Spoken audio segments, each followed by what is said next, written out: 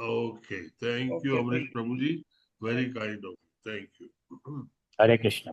Hare Krishna Prabhuji, Hare Krishna Kapadia Prabhuji. Hare Krishna all the ડિવોટીઝ, સર્વે હરિભક્તોને મારા દંડવત પ્રણામ છે। આપ સૌનું આ સવારના શ્રીમદ ભાગવતમના ક્લાસમાં હાર્દિક સ્વાગત છે। આ ક્લાસીસ ઇસ્કોન રાધા ગોવિંદા મંદિર કોલાઈ બેંગલુરુ તરફથી લેવામાં આવે છે અને આ ક્લાસમાં ખાસ કરીને હિઝ ગ્રેસ શ્રી રામનિષ્ઠ દાસ પ્રભુજી અને હિઝ ગ્રેસ શ્રી ધર્મેશ્વર કૃષ્ણદાસ પ્રભુજી તરફથી આપને ભાવભીનું આમંત્રણ છે। દર વખતની જેમ આપણે પ્રાર્થનાથી શરૂઆત કરીશું અને પછી આપણે શ્લોક પર જઈશું। પ્રાર્થના ખૂબ જ અગત્યની છે અને તમે પણ મારી સાથે પ્રાર્થના બોલાવજો મ્યુટ બટન ઓન રાખીને, જેથી બીજા કોઈ ડિસ્ટર્બ થાય નહીં।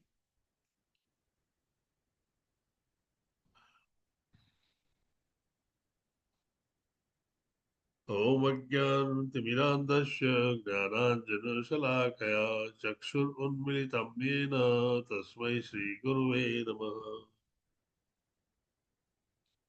श्रीचैतन्यमनोभीष्टं स्थापितं येन भूतले स्वयं रूप कदा मह्यं ददाति स्वपदान्तिकम्। वन्देऽहं श्रीगुरोः श्रीयुतपदकमलं श्रीगुरुन् वैष्णवांश्च श्रीरूपं सागरजातं सागररघुनाथान्वितं तं सजीवम् साद्वैतं सावधूतं परिजनसहितं श्रीकृष्णचैतन्यदेवं श्रीराधाकृष्णपादान् सहगणललिता श्रीविशाखान्वितांश्च। हे कृष्ण करुणा सिंधु दीनबंधु जगतपते गोपेश गोपिका कांत राधा कांत नमोस्तुते। तप्त कांचन गौरांगी श्री राधे वृंदावनेश्वरी वृषभानो सुते देवी प्रणमामि हरि प्रिये। वाञ्छाकल्पतरुभ्यश्च कृपा सिन्धुभ्य एव च पतितानां पावनेभ्यो वैष्णवेभ्यो नमो नमः। नमो विष्णुपादाय कृष्णप्रेष्ठाय भूतले श्रीमते भक्ति वेदांत स्वामिन् इति नामिने। नमस्ते सारस्वते देवे गौरवाणी प्रचारिणे निर्विशेष शून्यवादी पाश्चात्य देशतारिणे। जय श्री कृष्ण चैतन्य प्रभु नित्यानंद श्री अद्वैत गदाधर श्रीवासादि गौर भक्त वृंद। हरे Krishna Hare Krishna, Hare Krishna, Krishna Krishna, Hare Hare, Hare Rama, Hare Rama, Rama Rama, Hare Ram Hare. Ram Ram Hari Hari. हरे Krishna. Hare Hare Hare Krishna Prabhuji, Dandavad Pranam. हरे कृष्ण परेश प्रभु जी दंडवत प्रणाम। हरे कृष्ण प्रभु जी दंडवत प्रणाम। हरे कृष्ण दंडवत प्रणाम प्रभु जी, दंडवत प्रभु जी, दंडवत प्रणाम। ओम नमो भगवते वासुदेवाय। ओम नमो भगवते वासुदेवाय। Vasudevaya. ओम नमो भगवते वासुदेवाय। ओम Namo Bhagavate Vasudevaya. ओम नमो भगवते वासुदेवाय। Om Namo Bhagavate Vasudevaya. जन्मादर्शय यतो अन्वयाद इति रतः शार्थेषु अभिघ्नस्वरात्। Janmadasya yato anvayaditara Vishwara. तेने ब्रह्म हृदया आदि कवये मुह्यन्ति यत् सूरयः। तेने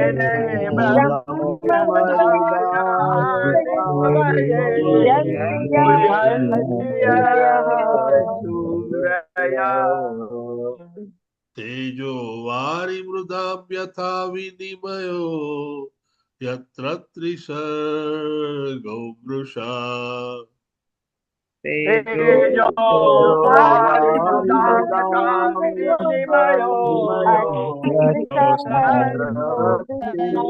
सर्गो मृषा धाम्ना स्वेन सदा जगन्नाथ से निरस्तकुहकं बात कर जगन्नाथ से जो तारे सत्यं जरूर है परं धीमहि तेजो सत्यं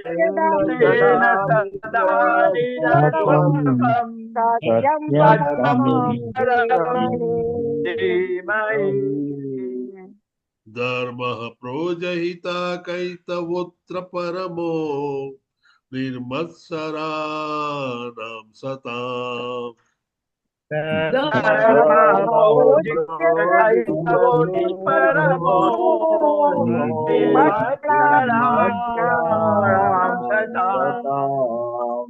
वेद्यं वास्तवमत्र वस्तु शिवदं तापत्रयोन्मूलनम्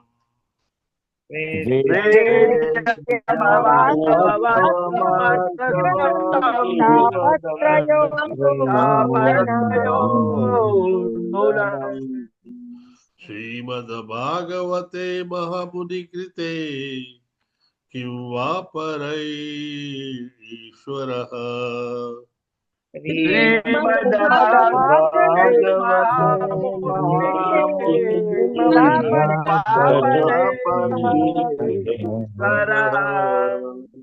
सद्यो रुद्य अवरुद्ध त्रेतकृतिभिः शुश्रूषुभिः तत्क्षणात्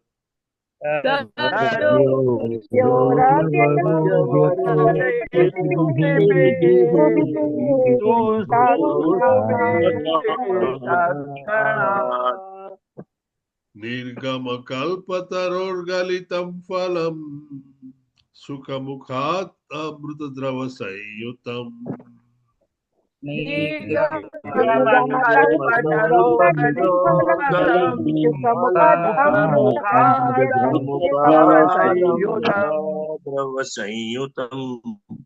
पिबत भागवतं रसमालयम् मुहुरहो रसिका भुवि भावुकः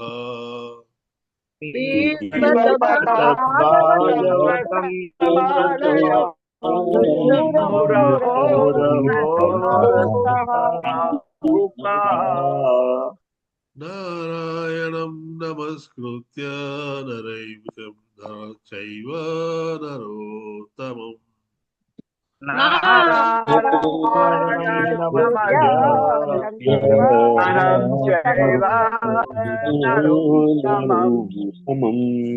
देवीं सरस्वतीं व्यासं ततो जयमुदीरये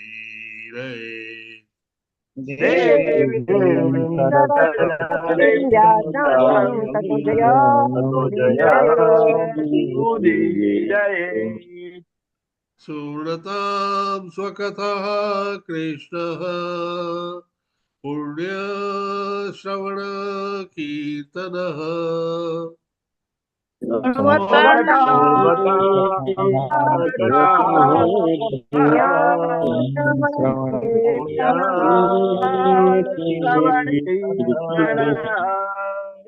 हृदयन्तस्तु भद्राणि विदुनोति सुरस्तथा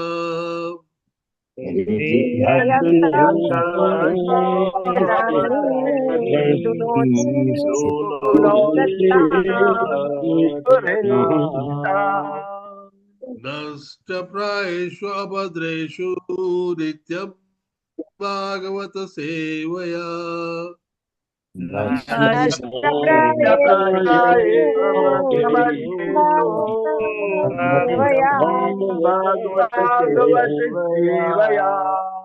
भगवती उत्तम श्लोके भक्ति भवती नैष्टिकी भगवते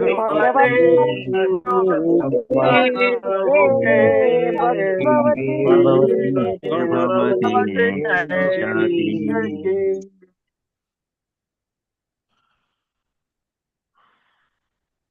कीर्तिमान सचिपुत्र प्रभु जी, हरे कृष्ण प्रभु जी। हरे कृष्ण प्रभु जी। આજના જપ વોરિયર્સ વિશે કહો। હરે કૃષ્ણ।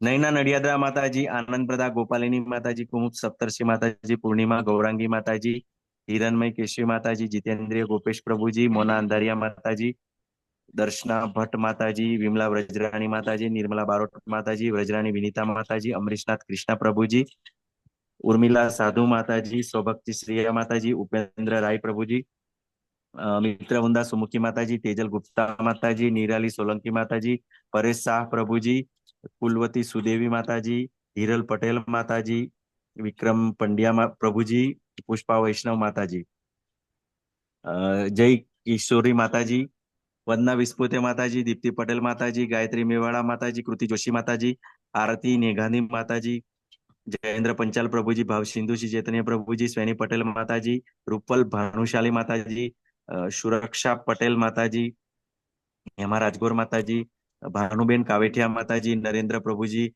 પૂર્વી નાયક માતાજી, દીપલ પુરોહિત માતાજી, ચિરાગ પાઠક પ્રભુજી,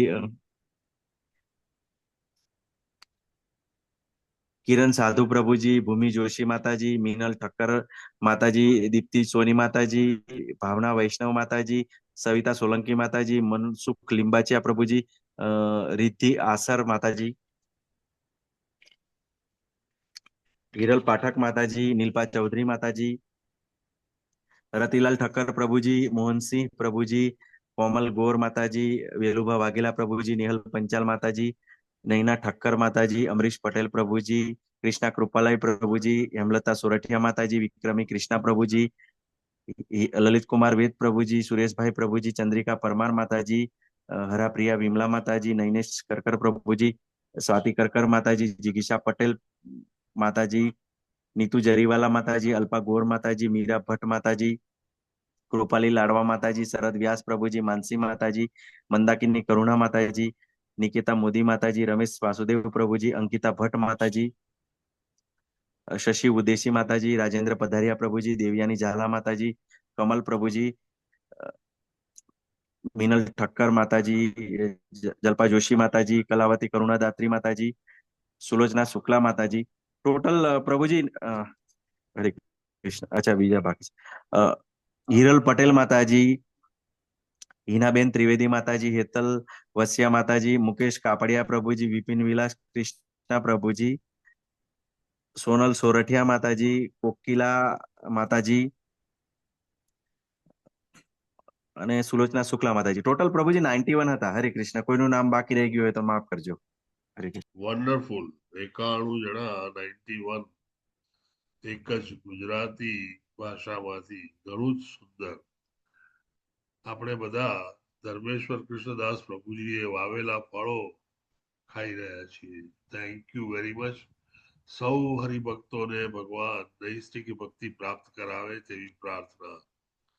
થેન્ક યુ વેરી મચ કીર્તિમાન સચિપુત્ર પ્રભુજી, તમારી વન્ડરફુલ સેવા માટે। શ્રીમદ ભાગવતમ અધ્યાય બીજો,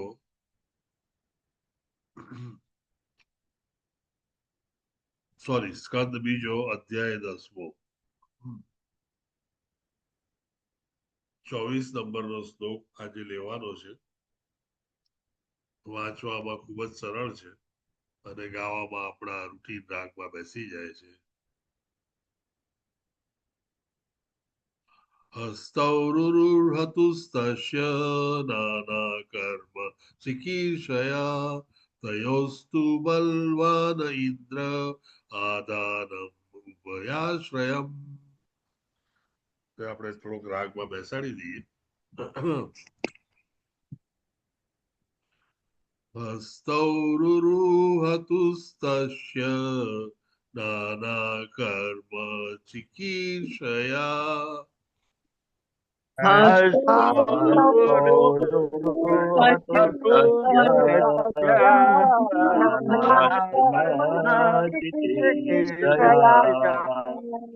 तयोस्तु बलवान इंद्र आदानम् उभयाश्रयम्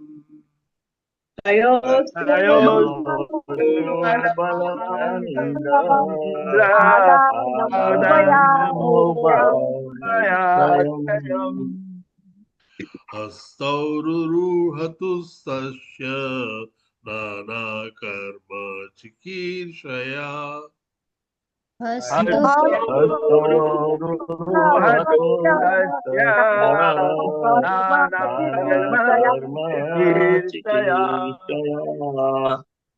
तयोस्तु बलवानिन्द्र आदानम् उभयाश्रयम्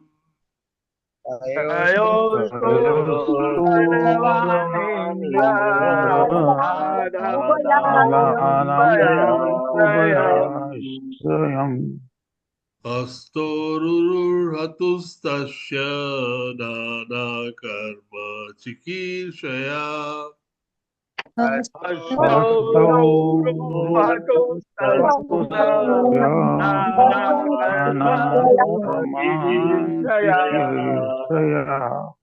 तयोस्तु बलवानिन्द्र आदानम् उभयाश्रयम्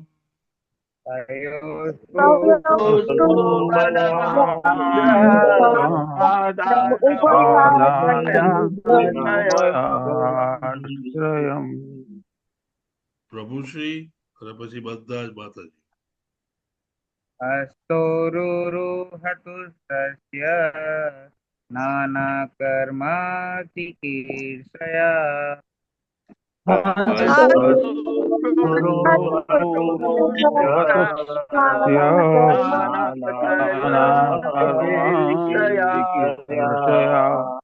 तयोस्तु बलवान् इंद्र आदानम् उभयाश्रयम्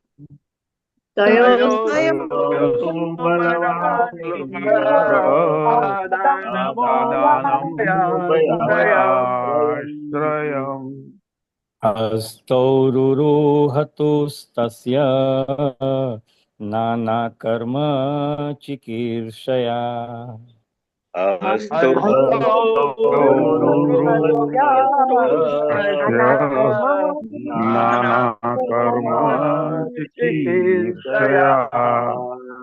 तयोस्तु बलवान् इंद्र आदानम् उभयाश्रयम्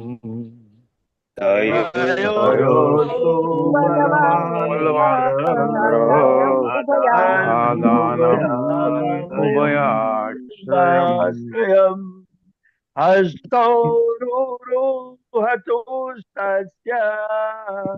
नानाकर्म चिकीर्षया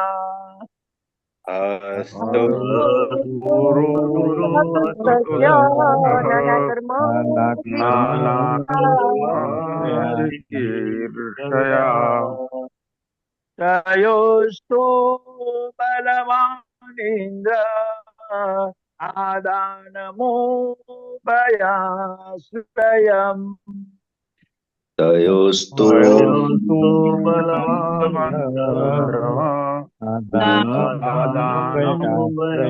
उभयाश्रयम् हस्तौरुरुहतुस्तस्य नानाकर्म चिकीर्षया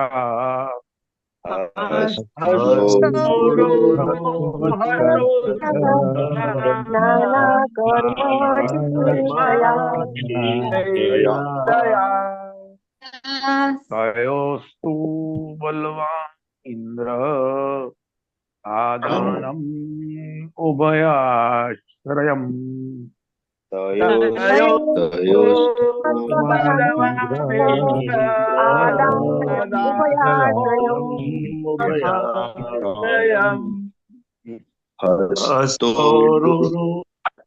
લઈ લ્યો પ્રભુજી લઈ લો પ્રભુજી. હસ્તોરુરુહતુસ્તસ્ય નાના કર્મ ચિકીર્ષયા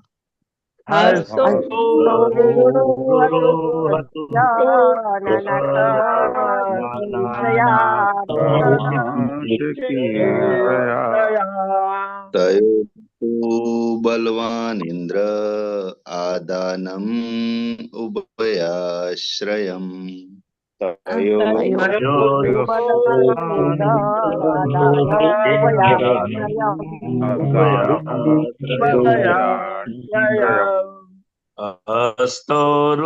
હસ્તોરુરુહતુસ્તસ્ય નાના કર્મ ચિકીર્ષયા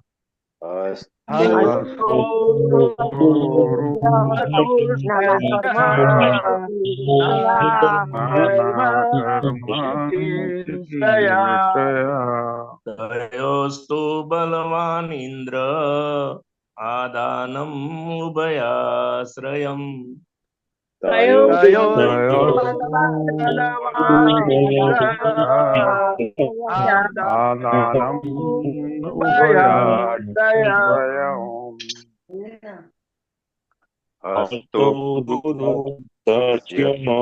નાના કર્મ ચિકીર્ષયા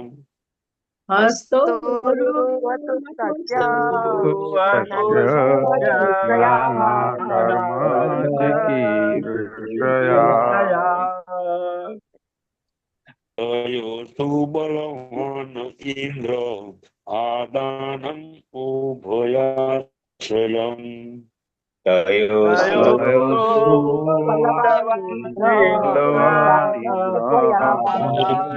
આદાનમ ઉભયાશ્રયમ હસ્તોરુરુહતુસ્તસ્ય નાના કર્મ ચિકીર્ષયા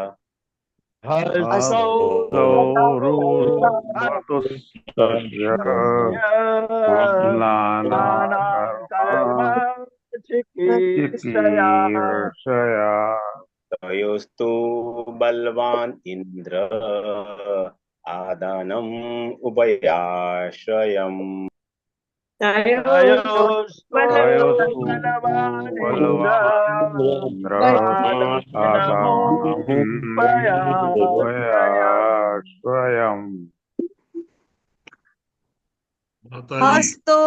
હસ્તોરુહતુસ્તસ્ય નાના કર્મ ચિકીર્ષયા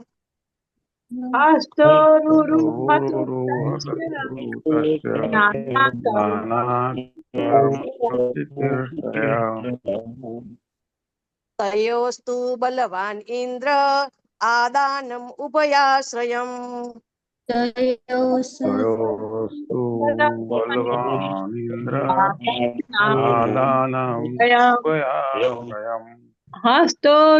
હસ્તોરુરુહતુસ્તસ્ય નાના કર્મ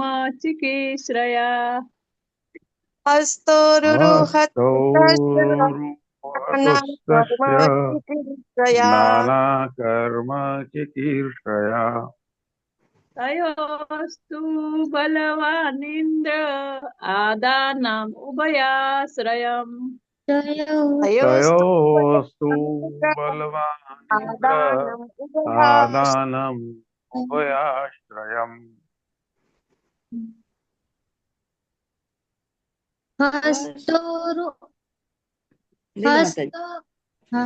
ધન્યવાદ માતાજી. હસ્તોરુરુહતુસ્તસ્ય નાના કર્મ ચિકીર્ષયા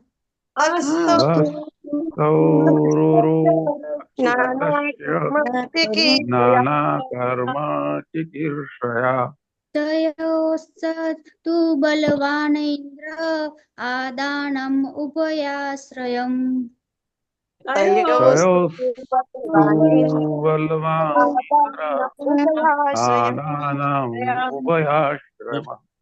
હસ્તોરુરુહતુસ્તસ્ય નાના કર્મ ચિકીર્ષયા નાના કર્મ તસ્ય નાના કર્મ ચિકીર્ષયા તયોસ્તુ બલવાન ઇન્દ્ર આદાનમ ઉભયાશ્રયમ તયોસ્તુ તયોસ્તુ બલવાન ઇન્દ્ર આદાનમ ઉભયાશ્રયમ હસ્તવૃહતુ સતસ્ય નાના કર્મ ચિકીર્ષયા હસ્તો નાના કર્મ ચિકીર્ષયા તયોસ્તુ બલવાન ઇન્દ્ર આદામ ઉભયાશ્રયમ તયોસ્તુ બલવાન ઇન્દ્ર આદાનમ ઉભયાશ્રયમ હસ્તોરુરહતુસ્તસ્ય નાના કર્મ ચિકીર્ષયા નાના કર્મ ચિકીર્ષયા તયોસ્તુ Balwan Indra આદાનમ અભયાશ્રયમ તયોસ્તુ Balwan Indra આદાનમ ઉભયાશ્રયમ Any Mataji is left out? કોઈ બાકી છે માતાજી? Wonderful.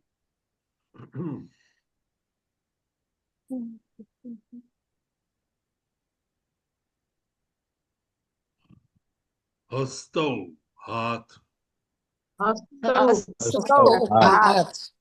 રૂરુ હતું હું પ્રગટ થયા,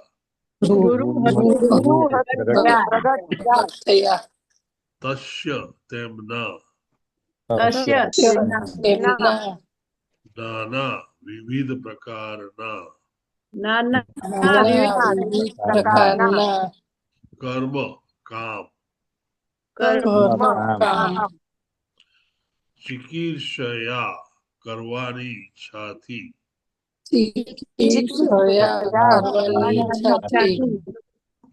તયોહો તે બેનો,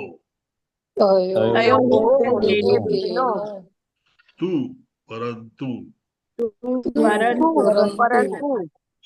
બલવાન બળ આપનાર, ઇન્દ્ર સ્વર્ગના દેવ,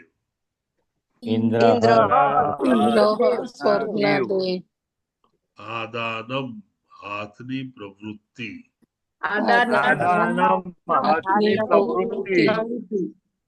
ઉભય આશ્રયમ દેવ અને હાથ બેવને આધારે,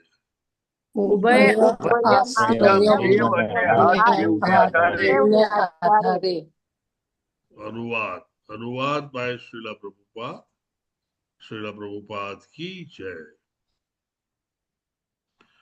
ત્યાર પછી જ્યારે પરમ પુરુષે વિવિધ પ્રકારના કાર્યો કરવાની ઈચ્છા કરી ત્યારે બે હાથ, તેમની નિયામક શક્તિ તથા સ્વર્ગમાંના દેવ ઇન્દ્ર પ્રગટ થયા, તેમજ દેવ તથા હાથ બંનેને આધીન કર્મો પણ ઉત્પન્ન થયા। પરેશ પ્રભુજી, મીના માતાજી અને એમાં રાજગોર માતાજીએ હેન્ડ રેઇઝ કર્યો છે, પણ નિરાલી સોલંકી માતાજીએ આજે પહેલી વાર હેન્ડ રેઇઝ કર્યો છે, તો આપણે એમને તક આપીએ। નિરાલી સોલંકી માતાજી, હરે કૃષ્ણ માતાજી। હા, હરે કૃષ્ણ પ્રભુજી, હરે કૃષ્ણ પ્રભુજી। લઈ લો તમે। ભાવાર્થ શીલ પ્રભુપાદ દ્વારા શીલ પ્રભુપાદની જય। જીવાત્મા અને ઇન્દ્રિયોના અવયવ કોઈ પણ અવસ્થાએ સ્વતંત્ર નથી, એ વિશે દરેક બાબતમાં આપણને નોંધ લઈ શકીએ છીએ। ભગવાનના ઇન્દ્રિયોના ઈશ્વર હષિકેશ કયા છે। આ રીતે જીવાત્મા અને ઇન્દ્રિયોના અવયવો અંગો ભગવાનની મરજીથી પ્રગટ થયા છે, અને દરેક અંગ અમુક પ્રકારના દેવ દ્વારા નિયંત્રિત થાય છે। તેથી કોઈ જીવાત્મા ઇન્દ્રિયોનો સ્વામી હોવાનો દાવો કરી શકે નહીં। જીવાત્મા ઇન્દ્રિયોને વશ છે. ઇન્દ્રિયો દેવોને આધીન છે અને દેવો પરમેશ્વરના સેવકો છે. સર્જનની પદ્ધતિમાં આવી ગોઠવણ થયેલી છે. સર્વ વસ્તુનો અંતે પરમેશ્વર દ્વારા નિયમન થાય છે. જીવાત્માનું કે ભૌતિક પ્રકૃતિનું કોઈ પણ સ્વતંત્ર નથી. પોતે ઇન્દ્રિયોનો સ્વામી હોવાનો દાવો કરનાર ભ્રાંત જીવાત્મા ભગવાનની માયા શક્તિના થી બદ્ધ થયેલો છે. જ્યાં સુધી જીવાત્મા તેના શુદ્ર અસ્તિત્વના ગર્વથી ફૂલાતો રહે છે ત્યાં સુધી તે ભગવાનની બહિરંગ શક્તિના સખત નિયંત્રણ હેઠળ હોય છે.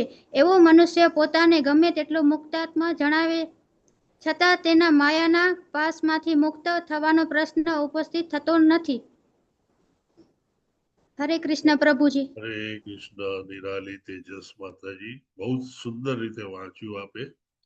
આવી રીતે અવારનવાર વાંચતા રહેજો. Thank you very much. Thank you.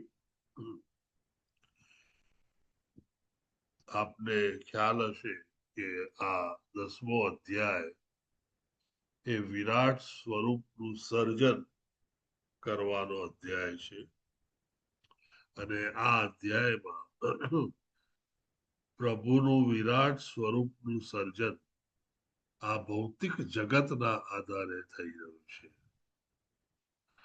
અગાઉ આપણે ગયા શુક્રવારે વિરાટ સ્વરૂપ જે આપણે ભાગવતમમાં વિચારીએ છીએ, જોઈએ છીએ તે, અને ભગવાન કૃષ્ણએ જે વિરાટ સ્વરૂપના દર્શન અર્જુન મહારાજને કરાવ્યા તે વચ્ચેનો તફાવત જાણ્યો હતો.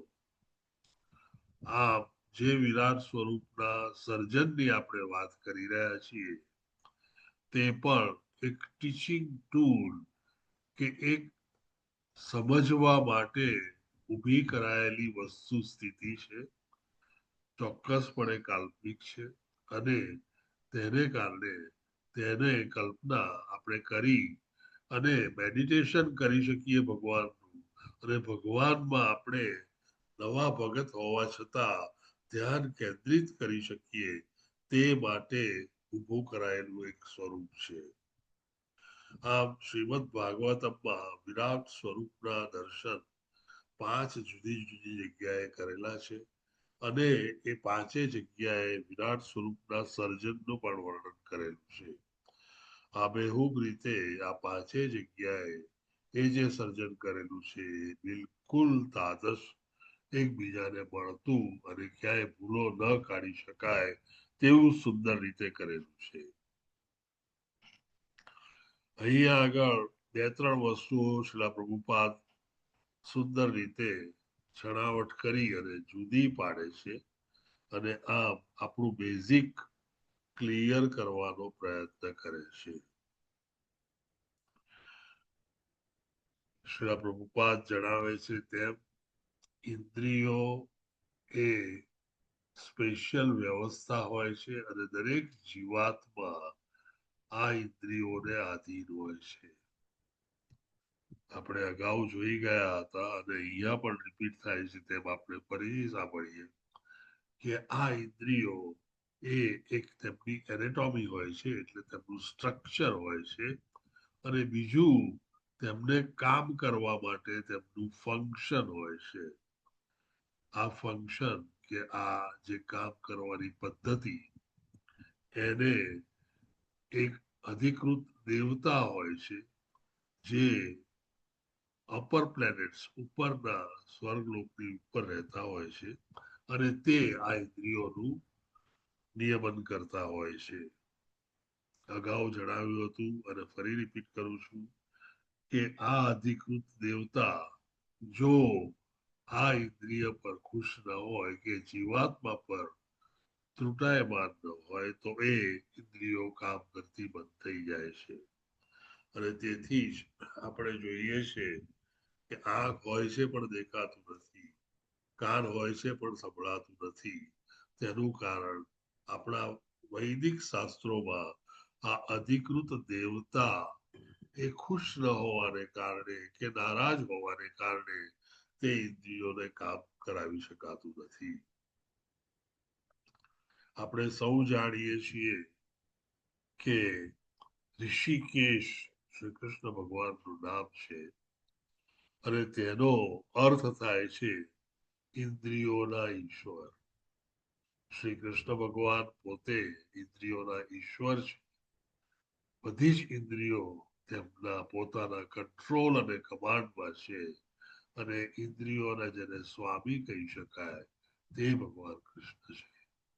આમ ઇન્દ્રિયો જીવ પર રાજ કરતી હોય છે, પણ એ ઇન્દ્રિયો પર દેવતાઓનો આ રીતે કંટ્રોલ હોય છે.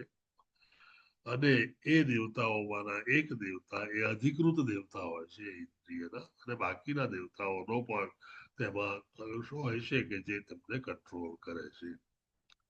પરંતુ આ જ દેવતાઓ, આ જ ડેમિગોડ્સ, જેને આપણે ઇન્દ્ર વગેરે તરીકે ઓળખીએ છીએ, તેઓ અલ્ટિમેટલી ભગવાન શ્રી કૃષ્ણના નિયમન હેઠળ હોય છે.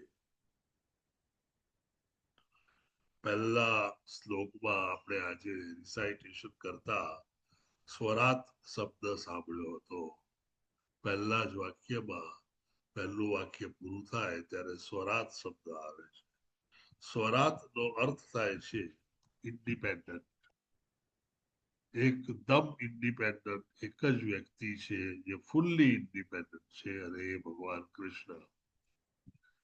બાકીની દરેક વ્યક્તિઓ એકબીજા પર ડિપેન્ડન્ટ હોય છે, અને ચોક્કસપણે ભગવાન કૃષ્ણ પર પણ ડિપેન્ડન્ટ હોય છે. આમ આપણે સર્વે જીવાત્માઓ ઇન્ડિપેન્ડન્ટ નથી. એનો અર્થ કે આપણે આપણી મેળે આપણી જીવનનું કે આપણું પોતાનું નિયમન કરી શકીએ, અને આપણે પોતે જ આપણે પોતાની દિશા દ્રષ્ટિ બધું નક્કી કરી શકીએ તેવી કોઈ પણ પોસિબિલિટી આપણામાં છે નહીં. અને તેથી જ ભગવાન વારે વારે ગીતામાં આપણને જણાવે છે કે હું કરું એ જ અજ્ઞાનતા. આપણે કરીએ એવો એક ભાવ પેદા કરીએ છીએ આપણે બધામાં, અને જો મેં કર્યું, જો મેં સરસ કર્યું, જો હું નંબર 1 છું, આ બધું જ એક ભ્રાંતિકારક છે. ખરેખર આ બધું જ ભગવાન શ્રી કૃષ્ણના નિયમન હેઠળ તેની આજ્ઞાથી અને તેની સંમતિથી આપણે બધા નિમિત્ત માત્ર થઈને કરી શકતા હોઈએ છીએ. આ વસ્તુનો તાદશ્ય એક્ઝામ્પલ હવે તમને આવતા શ્લોકોમાં જોવા મળશે. થોડુંક તમને એ વિશે પણ કહી દઉં. જેમ શ્લોકો આગળ વધશે તેમ વિરાટ સ્વરૂપના એક એક જુદા જુદા ભાગોનું વર્ણન આવશે, અને એ ભાગો કઈ રીતે તેમની જગ્યાએ બેસાડવામાં આવ્યા અને કઈ રીતે તેમની ઉત્પત્તિ થઈ તેને વિશે થોડી છણાવટ, અને તેના અધિકૃત દેવતાઓ વિશે થોડી જાણ હશે. આ વિરાટ સ્વરૂપના દરેકે દરેક અંગો, દરેકે દરેક ભાગો, બંને સટલ એટલે ગ્રોસ અને સટલ બંને ભાગો કઈ રીતે ઉત્પન્ન થાય છે તેનું પૂર્ણ વર્ણન છેક 54-56 શ્લોક સુધી જાય છે. સોરી, 52 શ્લોક સુધી છે. ત્યાર પછી એ વિરાટ સ્વરૂપના ભગવાનને ઉઠાડવાનો પ્રયત્ન કરવામાં આવે છે. ટૂંકમાં આપણી ભાષામાં આપણે જે સમજીએ છીએ તે ભાષામાં કહીએ તો એમાં જીવ નાખવાનો પ્રયત્ન કરવામાં આવે છે, કે જેથી તે હલનચલન કરી અને ચાલુ થઈ શકે. જેમ આપણે બધા જ કહીએ છીએ કે મોટર ચાલુ કરવાની હોય, કે કાર ચાલુ કરવાની હોય, કે રમકડું ચાલુ કરવાનું હોય તો આ બેટરી નાખવી પડે. બેટરી ન નાખો ત્યાં સુધી ચાલુ ન થાય. એટલે એ જે શક્તિ જેને આપણે આધ્યાત્મિક ભાષામાં આત્મા તરીકે ઓળખીએ છીએ, આત્મા અને પરમાત્મા, જેને આપણે કોન્શિયસનેસ કહીએ છીએ, જે આખા શરીરમાં પ્રસરેલી હોય છે, અને જેને લઈને આપણે માણસ તરીકે હલનચલન કરી, વિચાર કરી અને જીવી શકીએ છીએ, તે આ વિરાટ સ્વરૂપ પેદા કર્યા પછી, બનાવ્યા પછી તેને ઉભા કરવાનો પ્રયત્ન કરવામાં આવે છે. 53મા શ્લોકમાંથી લગભગ 10 શ્લોક સુધી વિવિધ દેવતાઓ, વિવિધ અધિકૃત વ્યક્તિઓ, વિવિધ સર્જકો, બ્રહ્મા સુધીના દરેક સર્જકો આ પ્રયત્નમાં બરાબર નીચોવાઈ જાય છે, પરંતુ વિરાટ સ્વરૂપમાં કોઈ પણ હલનચલન થતું નથી અને તેથી સમગ્ર જગત એ વિચારે ચડે છે કે હવે આ વિરાટ સ્વરૂપમાં એનું હલનચલન કરી અને તે સત્ય છે એવું બની શકે એવું કઈ રીતે થાય. અને ત્યારે કૃષ્ણ ભગવાન હાજર થાય છે ને તેમની એક દ્રષ્ટિ નાખી અને એ વિરાટ સ્વરૂપમાં પ્રાણ સંચન કરે છે અને તેનું હલનચલન શરૂ થાય છે. આ ઉદાહરણ પાછળ એક બહુ જ સાદી સીધી પણ બહુ જ ઇમ્પોર્ટન્ટ વસ્તુ છે કે સર્વે વસ્તુઓ તમે ભેગી કરી લો આ દુનિયામાં, આ ભૌતિક જગતની સર્વે મેટર જેને આપણે કહીએ છીએ, એ સર્વે ધાતુઓ, એલિમેન્ટ્સ વગેરે ભેગા કરો અને એનું સંયોજન કરીને તમે ઇવન મનુષ્ય દેવ જેવો દેવ બનાવો, પણ જ્યાં સુધી ભગવાન સુપ્રીમ પર્સનાલિટી ઓફ ગોડહેડ એની સંમતિ અને એનું અંદર વિસ્તરવું નહીં હોય ત્યાં સુધી એ વસ્તુ નિર્જીવ અને બિલકુલ કોઈ પણ હલનચલન વગરની પડી રહેશે. આ ભગવાનની સંમતિ, ભગવાનની આજ્ઞા અને ભગવાનનું એમાં પ્રવેશવું એ બહુ જ જરૂરી હોય છે અને તેની પછી જ કોઈ પણ વસ્તુ કાર્યરત થઈ શકતી હોય છે. જો આવું હોય તો આપણે કઈ રીતે ઇવન વિચારી પણ શકીએ કે આપણે કંઈક પોતે કરીએ છીએ. આપ સૌ જાણો છો કે જ્યારે કોઈ પણ કાર્ય થાય ત્યારે 5 જુદી જુદી વ્યક્તિઓ એ કાર્યમાં પરોવાયેલી હોય છે અને એ 5 વ્યક્તિઓમાં આપણું ક્યાંય નામ હોતું નથી અને તેથી જ આપણે ડુઅર કે કાર્ય કરનાર નથી. આપણે ફક્ત નિમિત્ત માત્ર ગણાઈએ છીએ અને એ નિમિત્ત માત્ર જ્યાં સુધી આપણે રહીએ ત્યાં સુધી કોઈ વાંધો કોઈને નથી, કારણ કે એ આપણી કોન્સ્ટિટ્યુશનલ પોઝિશન છે. આપણે કોઈ કાર્ય કરતા નથી એ આપણી પોતાની પોઝિશન છે, પરંતુ એ હોવા છતાં આપણે દરેક કાર્ય પછી તેના ફળની ઈચ્છા રાખીએ છીએ. જ્યારે આપણે જાણતા હોઈએ કે હું કાર્ય કરતો નથી તો પછી એના ફળની ઈચ્છા આપણે રાખવા માટે કઈ રીતે હકદાર હોઈ શકીએ? આપણે કોઈ પણ રીતે હકદાર બનતા નથી, પરંતુ એ ફળની ઈચ્છા રાખી અને ફળ મેળવવા માટે આપણી એટલી ભયંકર લાલસા હોય છે કે તેને માટે આપણે કંઈ પણ કરવા તૈયાર હોઈએ છીએ. આમ જે મારું નથી એ મારે જોઈએ છે અને એને માટે તમે જે કહો તે હું કરવા તૈયાર છું, એવી ભૌતિક માનસિકતા સાથે આપણે આ ભૌતિક જગતમાં જીવીએ તો આપણો હિસાબ ક્યારે પૂરો થાય? એ હિસાબ ક્યારેય પૂરો થાય જ નહીં, કારણ કે આપણે આખું જીવન એક તરફી જીવી રહ્યા છીએ, સ્વાર્થીનું જીવી રહ્યા છીએ, ફક્ત આપણા માટે જીવી રહ્યા છીએ. શ્રીમદ ભાગવતમના પહેલા જ સ્કંદમાં, પહેલા જ ચેપ્ટરમાં 6 સવાલોને પૂછવામાં આવ્યા. સૌનિકાદી ઋષિઓએ જે 6 સવાલો પૂછ્યા એ 6 સવાલોમાં કોઈનું પર્સનલ ઉત્કર્ષ કે પર્સનલ પ્રોપેગેશન કે પર્સનલ એડવાન્ટેજની ક્યાંય વાત ન હતી. 6 પ્રશ્નો પબ્લિક એટ લાર્જ કે આખા જન સમૂહને લાગુ પડે તેવા હતા અને તેને કારણે સુકા ગોસ્વામીએ કીધું કે આપના સવાલો ખૂબ જ સુંદર છે. આ સુતા ગોસ્વામીનું પહેલું વાક્ય હતું કે પ્રશ્નો આપના ઘણા જ સુંદર છે અને તે ઉત્તર આપવાથી અનેક લોકોનું હિત એમાં સચવાયેલું છે. આમ હવે આપણે એટલું તો જાણતા થઈ ગયા કે ભગવાન શ્રી કૃષ્ણને જે આપણે જનહિત માટે બધાના સારા માટે કરીએ એ વધારે પસંદ છે રાધર દેન મારા માટે મારા પોતાના માટે જ કરીએ. તેને એ પણ પસંદ છે કે આપણે બીજાઓનામાંથી પોરા કાઢવા બદલે તેમના વાંક કાઢવાને બદલે તેમના ગુનાઓ સાબિત કરવાને બદલે તેમના વિશે કંઈક બોલવાને બદલે તેમના વિશે સારું વિચારીએ, તેમનું સારું થાય તેવી પ્રાર્થના કરીએ અને બધા જ સુખી રહે તેવી પ્રાર્થના કરીએ.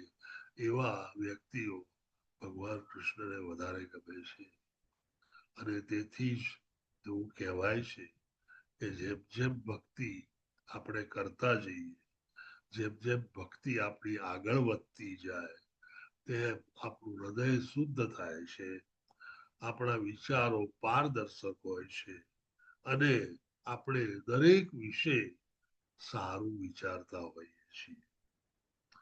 સાદો એક્ઝામ્પલ શ્રીલ પ્રભુપાદ હંમેશા આપે છે કે જે ભગવાનનો ભક્ત હોય તે સમદ્રષ્ટા થઈ જાય છે. સમદ્રષ્ટા એટલે દરેકને એક જ સરખી નજરે જોવા. એક નાનકડો નવો ભક્ત હમણાં જોડાયો હોય, જેને બિચારાને કક્કાની ખબર ન હોય પણ ભગવાનને પામવાની ઈચ્છા સાથે આવ્યો હોય, એને આપણે તુચ્છકારો કરીએ અને બીજાને આપણે બીજી રીતે જોઈએ તો તે સમદ્રષ્ટા ન કહેવાય.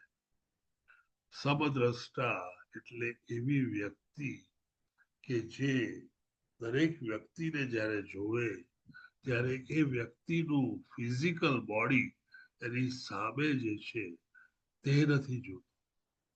એ માણસને એની ફેસ વેલ્યુ પર એ નક્કી નથી કરતો. તેની અંદર તે બેઠેલા પરમાત્માને જુએ છે અને તેથી તેને ખબર છે કે આ પરમાત્મા તેનું કઈ ખરાબ થવા નહીં દે. આમ સમદ્રષ્ટાનો અર્થ જ્યારે તમે કોઈ પણ વ્યક્તિને જુઓ ત્યારે તમે એ વ્યક્તિના ફિઝિકલ બોડીને જોતા નથી. આપ સૌ જાણો છો કે પહેલું લેસન હું તમે આપણે બધા કૃષ્ણ કોન્શિયસનેસ મુવમેન્ટમાં આવ્યા પછી જો શીખ્યા હોઈએ તો એ કે આ શરીર એ હું નથી. અહમ મમેતી એનો અર્થ કે હું શરીર છું અને એ હું છું અને અહમ બ્રહ્માસ્મિ એટલે આ શરીર એવું નથી પણ હું એક આત્મા છું. અને તેથી જ આપણે બધા કહીએ છીએ કે આપણે કોઈ માનવ જાતિ નથી કે જે અહીંયા આગળ આધ્યાત્મિક અનુભવ કરવા આવ્યા છીએ. આપણે તો એક આધ્યાત્મિક વ્યક્તિ જ છીએ જે ખાલી આ માનવ અનુભવ માટે આ શરીર ધારણ કરીને અહીંયા આવ્યા છીએ.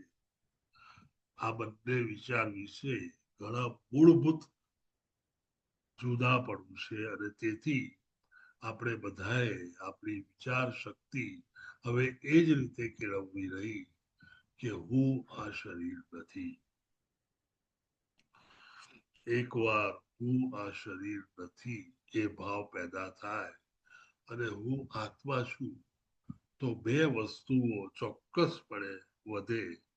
પહેલી, શરીર પ્રત્યે જે આપણે મેકઅપ કરવાનું કે સારા દેખાવાનું કે સારો છું એમ વાળ ઓળ્યા કરવાનું કે એવું બધું ઓછું થવા માંડે. એને આપણે આપણી આધ્યાત્મિક ભાષામાં ડિસોસિએશન કહીએ, ડિટેચમેન્ટ કહીએ, રિનાઉન્સિએશન કહીએ, કે ભાવ ઓછો થયો તેમ કહીએ. સાથે સાથે આત્માનું વધારે જ સિંચન કરવાથી, આત્માને વધારે પોષણ આપવાની આપણને ઈચ્છા થાય, અને આત્માને પોષણ આપવું હોય, વધારે આગળ વધારવું હોય, તો કૃષ્ણ કથા, શ્રીમદ ભાગવતમ, ભગવદ ગીતા થી ઉત્તમ બીજું કઈ જ ન હોઈ શકે. અને તેથી જ આપણે દરરોજ સવારે 7 વાગે ટાઈમસર આવી જઈએ છીએ અને કલાક સુધી ટાઈમ પ્રમાણે સાંભળીએ છીએ. એનું કારણ કે આપણું એટેચમેન્ટ થઈ રહ્યું છે. આ ભક્તિમાં જેમ જેમ આપણે આગળ વધીએ તેમ તેમ આપણું ભૌતિક જગત પ્રત્યેનું અને ભૌતિક જગતમાં રહેલા આપણા શરીર પ્રત્યેનું આપણું ડિટેચમેન્ટ વધતું જાય છે. અને સાથે સાથે આપણું એટેચમેન્ટ પ્રભુમાં, તેની સ્પિરિટ, એના આત્મામાં, આપણા પોતાના ઇન્ડિવિજ્યુઅલ આત્મા અને સુપર સોલમાં વધતું જાય છે. આમ હવે અહમ બ્રહ્માસ્મિ વિશે આપણને કોઈ પણ ડાઉટ હોવો ન જોઈએ. આપણને એ પણ ડાઉટ ન હોવો જોઈએ કે ભગવાન શ્રી કૃષ્ણ એના આપણે પાર્ટ એન્ડ પાર્સલ જ છીએ. ભલે એક નાનો સ્પાર્ક હોય અને પ્રભુ એક મોટો ફાયર હોય, પણ આપણે પણ તેમના જેવા જ ગુણો ધરાવીએ છીએ. ભલે એ ગુણોનું ખાલી રિપ્રેઝન્ટેશન હોય, પણ એ ગુણોને જો વિકસાવીએ તો આપણે વિકસાવીને એને પૂર્ણપણે આપણામાં જાગૃત કરી શકીએ તેમ છીએ. અને જ્યારે એ ગુણો જાગૃત થાય, જ્યારે એ ગુણો વિકસી જાય, ત્યારે આપણે ચોક્કસ પ્રભુને ગમીએ તેવા બનીએ છીએ. અને પછી પ્રભુ તેની મેળે તેને આપણને તેની તરફ કઈ રીતે જવું ને ક્યાં મળવું તે દેખાડે છે. અને અલ્ટિમેટલી આપણને એ ઊંચી પોઝિશન તેના વૈકુંઠ ધામમાં આપે છે. આમ કૃષ્ણ કોન્શિયસ મુવમેન્ટ તમે જોશો તો સાદી ભાષામાં એટલું કહી શકાય કે એક સારા માણસ બનવાની અને સારા માણસ બનીને જીવવાની એક મેથડ શીખવાડે છે. અને તેથી એમાં આવો તો તમારે કઈ પણ ગુમાવવાનું ક્યારેય હોઈ શકે નહીં. જે પણ તમે મેળવો છો તેને માટે આ બધા જ સાધુ સંતો, બધા જ કૃષ્ણ કોન્શિયસ મુવમેન્ટના મંદિરો 24 કલાક ખુલ્લા છે.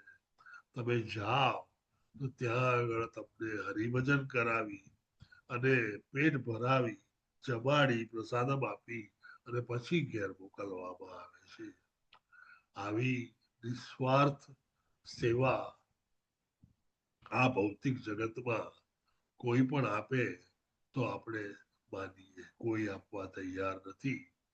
ઇંગ્લિશમાં તો કહેવત છે કે there is no free lunch.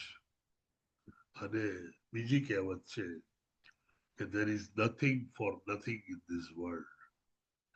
એ લોકોની પશ્ચિમની સમજ એવી છે કે આ દુનિયામાં કંઈક આપ્યા વગર કંઈક મળી શકે, બાકી કંઈ ન આપ્યા વગર કંઈક મળી શકે તેવું નથી.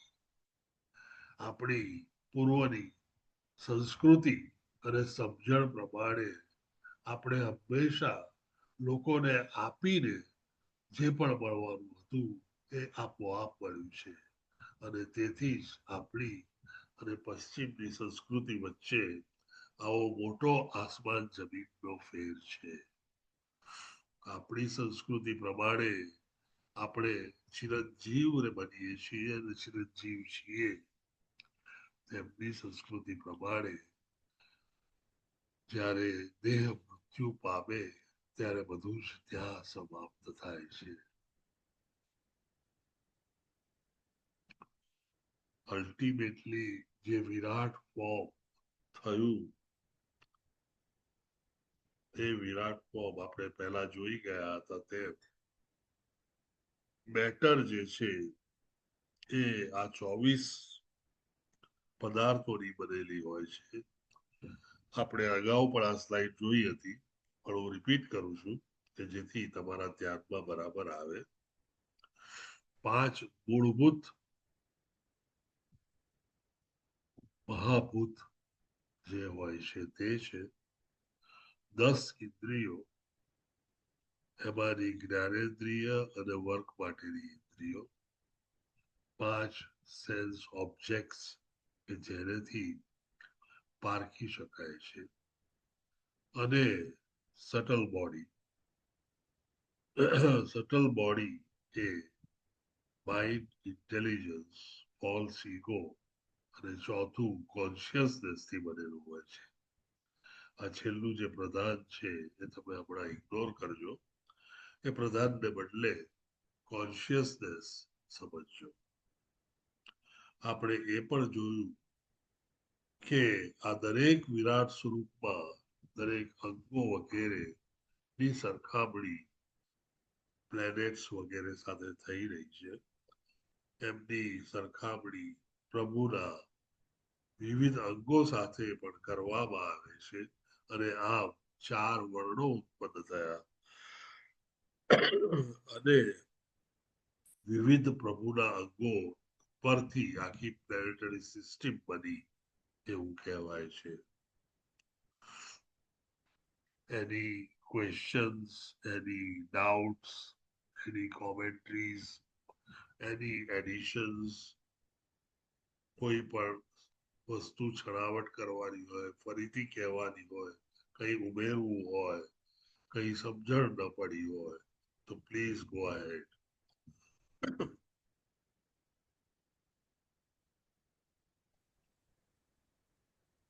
હરે કૃષ્ણ. ત્યાં હરે સુધી કૃષ્ણ પ્રભુ. હરે કૃષ્ણ અમરીશ પ્રભુજી. નૈનેશ કરકર પ્રભુજીએ સુદામા સેવા કરેલી છે. વન્ડરફુલ. તમે તો બહુ મંત્ર બહુ સરસ રીતે બોલાવો છો. Please Hare go ahead. Krishna હરે કૃષ્ણ હરે કૃષ્ણ કૃષ્ણ કૃષ્ણ હરે હરે હરે રામ હરે રામ રામ રામ હરે હરે. હરે કૃષ્ણ. હરે કૃષ્ણ. પ્રભુજી પ્રણામ. પ્રભુજી પ્રણામ. હરે કૃષ્ણ. હરે કૃષ્ણ પ્રભુજી. માતાજી. હરે કૃષ્ણ બીના માતાજી. હરે કૃષ્ણ. હરે કૃષ્ણ નિર્મલા માતાજી. હરે કૃષ્ણ. હરે કૃષ્ણ પ્રભુજી. મુકેશ પ્રભુજી આજે તમે શાંત હતા. હરે કૃષ્ણ પ્રભુજી. હરે હા કૃષ્ણ. પ્રભુજી, શાંતિથી સાંભળું છું. ઇન્ટરેસ્ટિંગ લાગે છે એટલે, અને સમજણ પડે છે એટલે કઈ પ્રશ્ન હોતા નથી એમ. Wonderful wonderful. હરે કૃષ્ણ કૃતિ માતાજી. હરે કૃષ્ણ મીરા માતાજી. હરે હરે કૃષ્ણ હરે રાધિકા કૃષ્ણ કૃષ્ણ માતાજી. કૃષ્ણ હરે હરે હરે રામ હરે રામ રામ રામ હરે હરે દંડવત પ્રણામ પ્રભુજી. હરે કૃષ્ણ. હરે કૃષ્ણ.